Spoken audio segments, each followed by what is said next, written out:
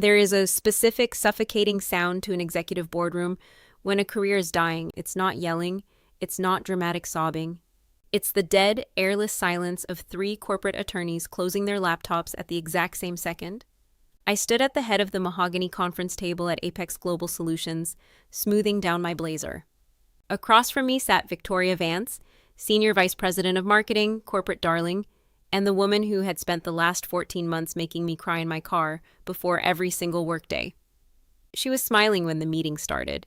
It was that tight, razor-sharp smile she reserved for people she was about to crush. She had brought HR. She had brought my formal termination papers. She thought she was holding the ultimate ambush. She thought this was the day she finally wiped my name off the organizational chart for good. She looked up at the board director and said, with that sickeningly sweet, false concern, "It's just unfortunate. I tried to mentor her, but her work ethic and ethical standards simply fell apart." I didn't flinch. I didn't cry. For 14 months, I had let her take my credit, steal my work, rewrite my narrative, and destroy my sanity. But Victoria made one fatal mistake. She assumed that because I was quiet, I was helpless. She assumed that because I took the abuse, I wasn't taking notes. I slowly reached into my leather briefcase, pulled out a stack of tabbed, color-coded forensic audit binders, and slid them across the table. I looked her dead in the eye, and for the first time in over a year, my voice didn't shake. "Victoria, you aren't firing me today. In fact, by the time the board finishes reading page 12, security is going to escort you off this property."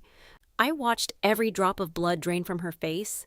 She thought she was laying a trap for me. She had no idea I spent the last 6 months building a cage around her. If you've ever had a boss who made you feel insane, who systematically broke down your confidence, or who made you dread waking up every morning, stay right where you are. Because today, I'm going to tell you exactly how I took my life back, and how the woman who tried to destroy me lost everything. Welcome back to the channel. If you're new here, we break down high-stakes corporate survival, systemic workplace injustice, and the exact strategic moves people used to turn the tables on toxic bosses. Let's be honest for a second. We've all been told the same classic lie. Just keep your head down, work hard, and the truth will set you free. Corporate America doesn't reward quiet suffering. It consumes it. If you sit back and wait for karma, toxic managers will walk all over your career and throw you under the bus the second things go wrong. If you've ever been treated unfairly at work, thrown under the bus by a supervisor, or made to feel small in a room full of people who knew better, this story is for you. Before we jump into step 1 of this systematic takedown, take a second to hit that subscribe button, turn on notifications, and drop a drop of solidarity in the comments. Let's make sure no one ever feels powerless in their own career again. Now, let me take you back to where this nightmare started. 3 years ago, I landed what I thought was the golden ticket of my career. Apex Global Solutions was a mid-tier tech and marketing firm in downtown Chicago, rapidly expanding into multi-million-dollar enterprise accounts. I was hired as a senior project manager in charge of enterprise digital strategy. The pay was incredible, a $35,000 jump from my previous role. The office had floor-to-ceiling glass windows, high-end espresso machines, and a culture deck that preached phrases like transparency, radical accountability, and we are family. I spent my first 2 weeks running on pure adrenaline. I was 31 years old, eager to prove myself, willing to work 80-hour weeks, and genuinely believed that if I put in the effort, the sky was the limit. Then I met Victoria Vance. Victoria was 42, impeccably dressed in designer power suits, and possessed an energy that immediately filled every room she walked into. To top leadership, specifically the CEO, Richard, she was an indispensable superstar. She spoke in buzzwords, commanded attention, and projected absolute untouchable authority. At first, the red flags were subtle. They were small enough that I talked myself out of seeing them. It started during my 3rd week on the job. I had spent 4 days drafting a comprehensive 40-page onboarding strategy for our newest healthcare account, standardizing our client tracking metrics. I emailed it to Victoria for review before our Monday morning department sync. During the meeting, Victoria shared her screen. There was my document, every sentence, every graphic, every timeline, except my name had been deleted from the header. In its place was, "Prepared by Victoria Vance, SVP." My stomach dropped. I sat at the edge of the table, waiting for her to mention my contribution.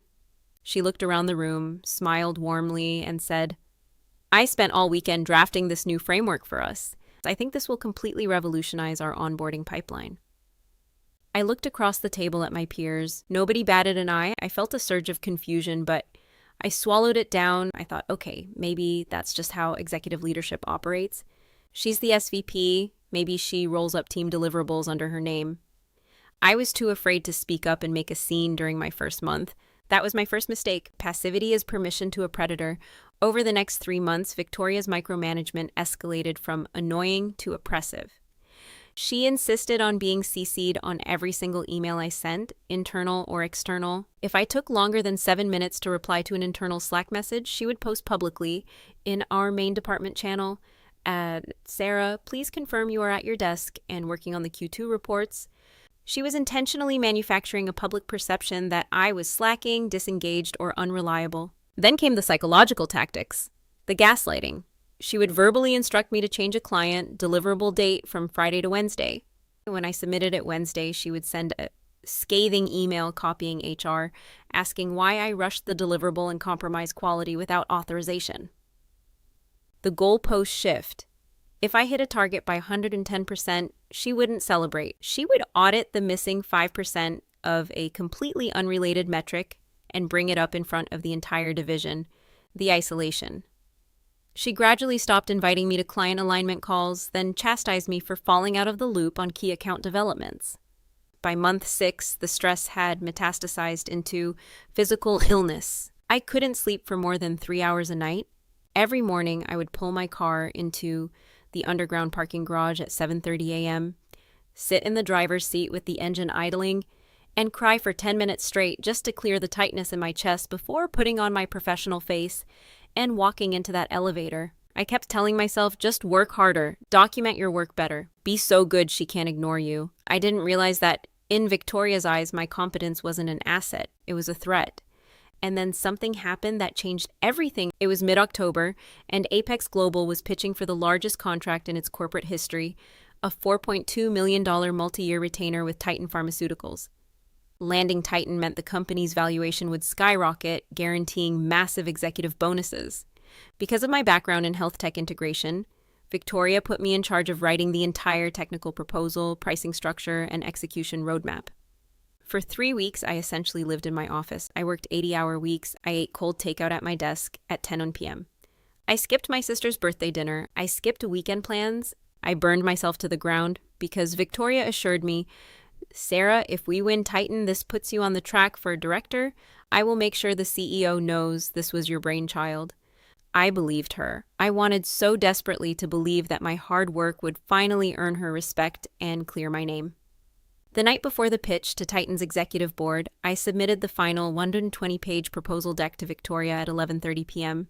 I fell asleep on my sofa, exhausted but proud of what I had built. The next morning at 9:00 a.m., our team walked into the main boardroom. The Titan executive leadership team was patched in via video conference, alongside our CEO, Richard. Victoria plugged in her laptop to drive the presentation. When the title slide appeared on the 85-inch screen, my blood ran cold. Not only was my name entirely removed from the slide deck, but Victoria had completely rewritten the title slide to list herself as the sole author and chief strategist, with 2 junior associates listed as support staff. My name wasn't anywhere on the entire deck. I sat there, frozen in shock. It got worse. During slide 45, a critical technical breakdown of data migration timelines, a major discrepancy appeared on screen. Victoria had edited my original calculations late at night to make the timeline look twice as fast to impress Titan's executives.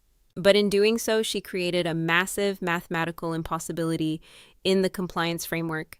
Titan's chief technology officer immediately interrupted her. Hold on, Victoria. Look at slide 55. You're claiming compliance certification in 30 days, but under FDA data privacy protocols, that audit cycle takes a minimum of 90 days. Is this proposal compliant or not? Victoria froze. Her face flushed red. She looked like a deer caught in high beams. She turned her head slowly toward me.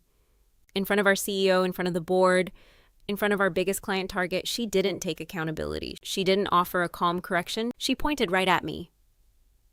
I am so sorry, everyone, Victoria said, her voice dripping with disappointed indignation. I trusted my senior project manager, Sarah, to verify the compliance data on this deck before this morning. Sarah, how could you let such an amateur mistake slide into an executive proposal? The room went dead quiet. Everyone stared at me. My throat closed up, my hands were shaking beneath the table. I had never seen the edited version of slide 45. She had modified my original file at 1:00 a.m. without my knowledge, broken the calculations, and was now hanging me out to dry in front of the entire company leadership. If I argued right there, I would look defensive and unprofessional in front of a $4 client. If I stayed silent, I was taking the fall for her incompetence. I swallowed hard and managed to say, I will pull up the raw technical compliance sheet right now to clarify the timeline parameters. Victoria cut me off immediately. That won't be necessary, Sarah. Please step out of the room so the rest of us can recover this meeting. I was publicly ejected from the most important pitch of my life for a mistake I didn't make. I walked out of that boardroom, down the long corridor, and straight into the private handicap bathroom on the 4th floor. I locked the door, sat on the edge of the sink, and sobbed until I couldn't breathe. I felt completely broken. I had given this company everything. I had sacrificed my health, my personal life, my peace of mind, and in return, I was being humiliated to save the skin of a corporate sociopath. An hour later, I received an email from Mark, the Director of Human Resources. Subject: urgent formal performance discussion. Body: Sarah, please meet me in HR Room B at 2:00 p.m. today. Victoria Vance has raised severe concerns regarding technical negligence on enterprise client deliverables. When I walked into HR at 2:00 p.m., I expected an objective investigation. I was naive. Mark, the HR director, sat across from me with a cold, detached expression. On his desk was a formal performance improvement plan. PIP, a corporate death sentence. Sarah, Mark said, sliding the document toward me. Victoria has reported a consistent pattern of poor attention to detail, missed communication protocols, and today's critical error on the Titan proposal. We are placing you on a 30-day PIP. If you do not meet all objectives outlined, your employment will be terminated for cause. I slammed my hand on the table, not hard, but firm enough to express the raw outrage boiling inside me. Mark, this is completely manufactured, I said, my voice trembling with suppressed rage. I submitted the correct compliance deck at 11:30 p.m. last night. Victoria edited the file without my permission at 1:00 a.m., altered the metrics to make impossible promises, and threw me under the bus when the client caught it. Look at the file metadata. Mark didn't even look at the laptop screen I was trying to turn toward him. He casually leaned back in his chair and adjusted his tie. Sarah, he said smoothly, Victoria is an executive officer who brought in $12 million in revenue last fiscal year. You are a mid-level project manager who is currently failing to maintain team harmony. HR is here to maintain operational stability. I suggest you sign the PIP, stop blaming your supervisor, and focus on fixing your attitude. That was the moment the veil ripped away entirely. HR was not there to protect employees. HR was there to shield the company and protect high-earning executives at all costs. I was disposable. Victoria was protected. I signed the PIP under protest, writing, signed under duress, content disputed, next to my signature. I walked out of the building that night in a daze. I sat in my car, looking at the glowing Chicago skyline. I had two choices. I could spend the next 30 days panicking, let them fire me, destroy my professional reputation, and leave me without unemployment benefits. Or I could stop crying, stop acting like a victim, and start playing by their rules. I wiped my eyes. I took a deep breath. My sadness dissolved, replaced by a cold, crystal-clear surgical rage. Victoria thought she was playing chess with a pawn. She forgot that a pawn can take down a queen if it reaches the end of the board. And then something happened that changed everything. The next morning, I didn't come to work as Sarah, the desperate employee trying to please her boss. I came to work as Sarah, the undercover investigator collecting evidence on a corporate criminal. If you are currently going through workplace harassment, toxic target painting, or unfair treatment, pay extremely close attention to this section. This is the exact blueprint I used to build an airtight, legally unassailable case. The first thing company IT does when they prepare to fire you is wipe your access, lock your email, and confiscate your corporate phone. If your evidence is stored entirely on company servers, you own nothing. I immediately implemented a strict documentation policy. Off-network timestamped logging. I bought a secure encrypted personal hard drive and a physical bound page-numbered notebook. The daily logbook. Every single interaction with Victoria was recorded immediately after it happened. I noted the date, exact time, location, presence of witnesses, and direct quotes. Example. Octt 18, 10:14 a.m. Victoria Vance entered my office, stated, "If you ever bypass my desk to talk to product devs again, I will make sure you never work in tech in Illinois." Witnessed by David L., Senior Dev. BCC and forwarding rules. I never used corporate email for personal logging. Instead, after every verbal instruction Victoria gave me, I sent a confirmation email. "Hi Victoria, per our conversation at 2:15 p.m. today, I am proceeding with option B as you requested. Please let me know if any parameters have changed." If she didn't reply, her silence was legally considered tacit concurrence. If she disputed it, her written reply was time-stamped evidence of her instructions. I went back into our cloud storage version history for the Titan Pharmaceuticals proposal. Cloud software like SharePoint, Google Workspace, or Office 365 logs every single micro-edit made to a document, including the IP address, user account ID, and exact timestamp. I exported the forensic document history of the proposal deck. It clearly showed not 11:28 p.m. Sarah uploaded version 4.0, compliant 90-day framework. 1:14 a.m. Victoria Vance logged in, overwritten slide 45, manually altered text to 30-day framework, and changed the document author name in the Properties tab from Sarah to Victoria Vance. 1:22 a.m. Victoria saved and published version 5.0. I had absolute, unarguable digital proof that she had modified the document and subsequently lied to executive leadership to frame me for her mistake. A single employee against an executive is a he said, she said scenario. A pattern of behavior across multiple current and former employees is a corporate liability nightmare. I began quietly reaching out to former employees who had left Victoria's department over the last 2 years. I reached out to David, a former senior director who had suddenly resigned 8 months prior. We met for coffee 3 blocks away from the office. When I told him what Victoria was doing to me, David laughed bitterly. "Sarah," he said, leaning in, "you think you're the first? She's done this to 3 other managers. She forces them to do high-risk work, steals the credit if it succeeds, blames them if it fails, drives them into a pipayi, and forces them out so her department budget stays flush with bonus reserves." David gave me contact information for 2 other former staff members who had been pushed out under identical circumstances. I connected with them. I didn't ask them to join a crusade. I simply asked for signed, written affidavits detailing their personal experiences and dates of employment under Victoria Vance.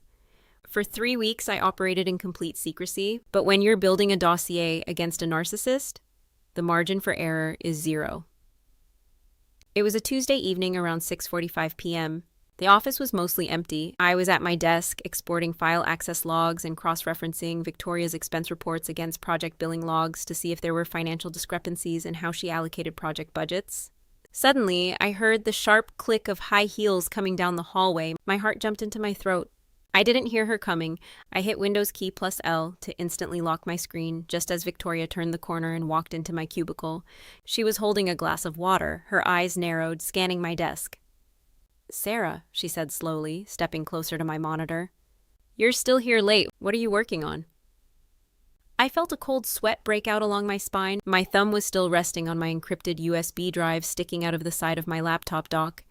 If she noticed that drive or saw the file names on my printed desk papers, it was over. I would be fired on the spot for corporate espionage or security violations. I pulled my hand back smoothly, picked up a notepad, and looked up at her with a calm, neutral expression. "Just finishing up the weekly task distribution log for the PIP requirements, Victoria," I said calmly. "I want to make sure every metric mark set for me is met down to the exact detail." She stood over my desk for 5 agonizing seconds. I didn't blink, I didn't fidget, I stared right into her eyes with the quiet, subservient look she expected. She smirked slightly, enjoying the sight of my apparent submission.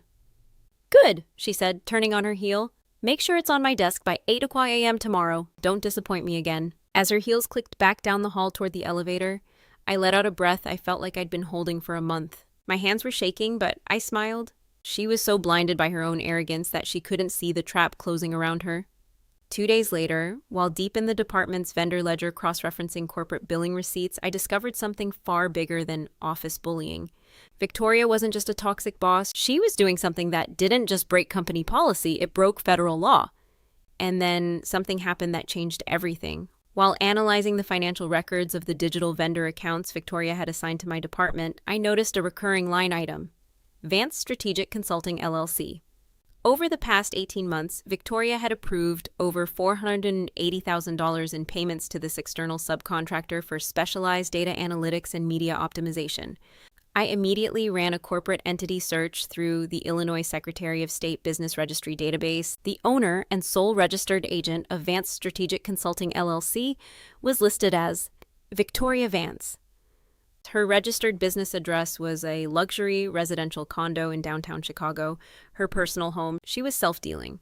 She was hiring her own shell company as an undisclosed third-party vendor, billing Apex Global Solutions hundreds of thousands of dollars for work that was actually being completed by internal junior staff, including me. And here was the sickest part. To avoid raising red flags in internal auditing, Victoria had used my admin login credentials, which she had demanded access to during my second week of work, to digitally approve 6 of those fraudulent vendor invoices. She wasn't just trying to fire me to protect her ego, she was setting me up as the fall guy for nearly $500,000 in corporate fraud and embezzlement. If an audit hit, my digital signature was on the approval documents, while the money went directly into her personal bank account. The game was no longer about surviving a PIP. This was about total corporate destruction, and I didn't go to local HR, I didn't go to Mark. Instead, I retained a high-powered employment and whistleblower attorney in Chicago. We spent 3 days meticulously assembling the master folder, the bullying and harassment dossier, 140 pages of timestamped logs, emails, audio-recorded verbal abuse. Illinois is a 2-party consent state, but internal metadata and written confirmations served as primary legal proof, and signed affidavits from 3 former employees detailing Victoria's systemic abuse. The Titan frame-up: forensic cloud metadata proving Victoria altered the pitch deck late at night and falsely blamed me in front of executive leadership.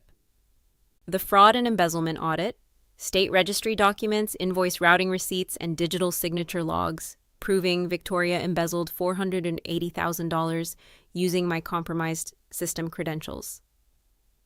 My attorney sent an urgent, confidential, legal demand letter directly to 3 people: the CEO of Apex Global, Richard, the head of the board's audit committee, the chief legal counsel of Apex Global.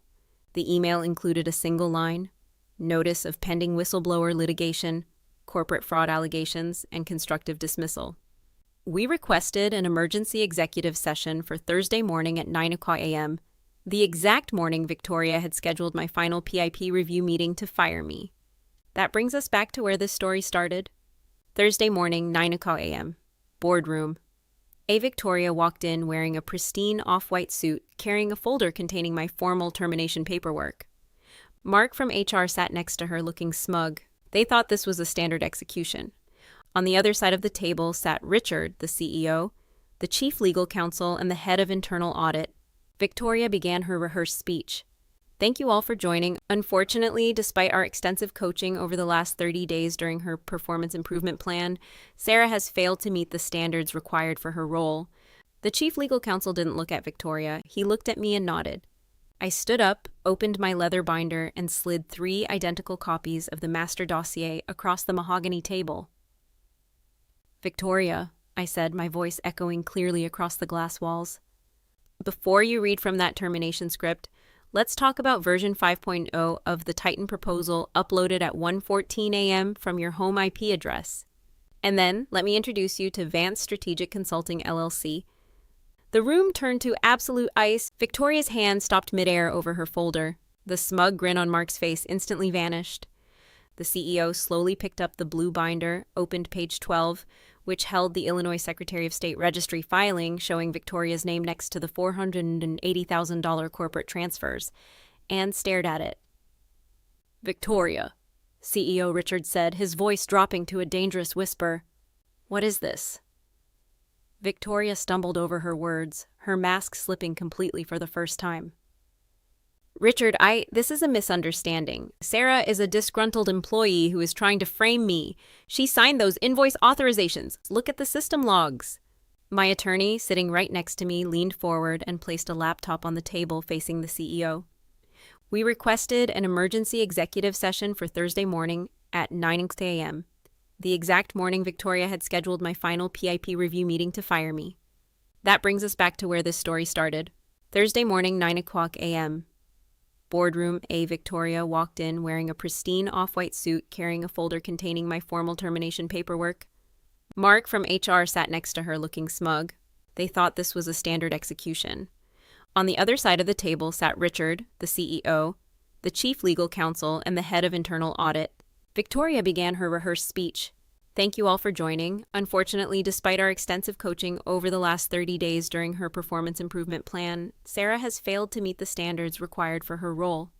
The chief legal counsel didn't look at Victoria. He looked at me and nodded. I stood up, opened my leather binder, and slid 3 identical copies of the master dossier across the mahogany table. Victoria, I said, my voice echoing clearly across the glass walls.